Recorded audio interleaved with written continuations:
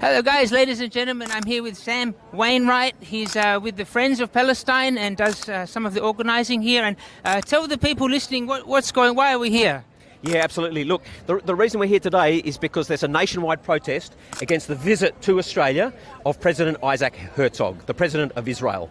And we think it's totally inappropriate that someone who is being directly indicted for incitement of genocide and the head of a state that is accused of perpetrating a genocide should be invited to this country. I mean, it makes no sense whatsoever to mark the horrible massacre that had happened at Bondi, been inviting someone like him to Australia. And the other thing we should bear in mind as well is that Israel does not speak for all Jews in any case. So the notion that we have to have him of all people, come to Australia to in some way respond to the Bondi massacre makes absolutely no sense. And it goes against the supposed logic of the invitation, which was all about social cohesion and harmony. Well, this does the exact opposite. Why would you bring someone who is going to be so controversial? And also, the government claims that Herzog is going to bring comfort to the Australian Jewish community. As I said, not all Jews support what Israel is doing. We had a full-page advertisement with 1,000 Jewish leaders saying that he's not welcome. Over 1,000 Australian Jews have said, we don't want Herzog here, and he should actually be arrested.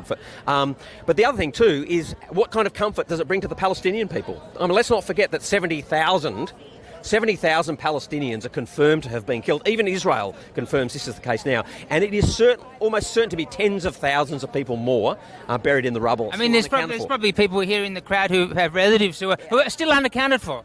Absolutely right. So, I mean, what about their feelings? What about their comfort? Do they count for nothing? And this kind of goes to the fact that there is basically a racist double standard when it comes to Palestinian lives. The immense suffering of the Palestinian people just isn't treated seriously. And this stretches all the way back, I should say, to October 2023 as well, because there's no question that the 7th of October 2023 was a very traumatic event for Israeli society. Now, I don't think anyone here would deny that. It's true that it was. But it's also the case that Palestinian society has suffered a similar trauma every year for over 80 years. I think also what people might not understand is it's ongoing as well, isn't it? I mean, we're seeing things daily, aren't we? I mean, if you live stream, we've got all sorts of things going on the West Bank. It's not over, is it? It's not over at all. And in fact, it's all you could say really is that the rate of the killing has slowed down a bit, just enough to take it off the front pages of our newspapers, but the genocide is continuing. And so let's not forget that Israel still controls over 50% of the Gaza Strip. So it hasn't withdrawn from Gaza, and it still maintains complete authority over Gaza and is still killing people every day. We've got the customs lines where people can leave but they can't come in. I mean, isn't that ethnic cleansing itself? That's right. Well, I mean, Israel's project is not at all disguised. Ethnic cleansing is Israel's objective. It's stated, it's clear, it's not hidden. And well, ethnic cleansing, we mean sort of removing people so that land can be taken, essentially. That's right.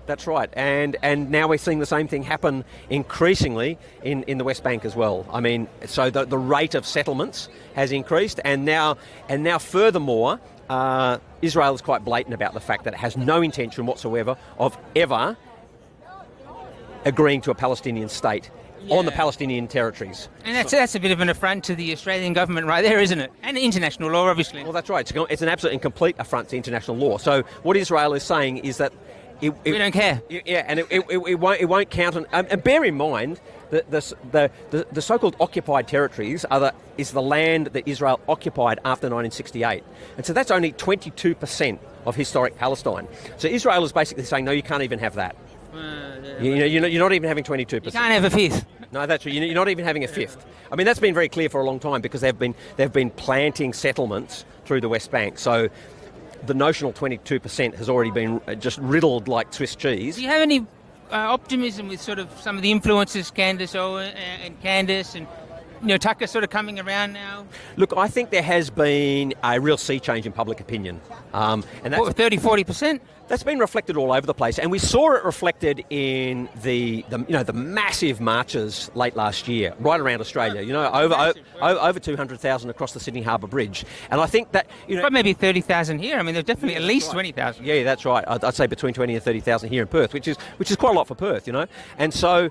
And the scale of the genocide could not be denied. And we don't even know how big it is, really, do we? I mean, 70,000 admitted. That's right. But it's surely double that, But what is really annoying and what we cannot stand for is the fact that the supporters of Israel in the Australian media and Parliament have attempted to use the Bondi massacre. They've attempted to weaponise that against the Palestinian Solidarity Movement. Like, literally, before bodies had even been cleared away, they were attempting to blame our peaceful mass movement for somehow causing or inflaming or contributing to the Bondi massacre. And there is just simply no evidence of that whatsoever. It's absolutely not true. I mean, the two murderers, the two gunmen, the individuals, are individuals, and from what they had no association with the Palestinian Solidarity Movement whatsoever. To the best of our knowledge, they are inspired by IS, which has never supported the Palestinian National Liberation Movement. Because you have to remember, the Palestinian National Liberation Movement isn't an Islamic movement. It's a national liberation movement because there are both Muslim and Christian Palestinians, and historically Jewish. Well, basically seeking what was kind of said in the Balfour Declaration, and even the creating the state of Israel wasn't supposed to push the Palestinians off the earth, was it? No, exactly right. So it's but this is the logic of an aggressive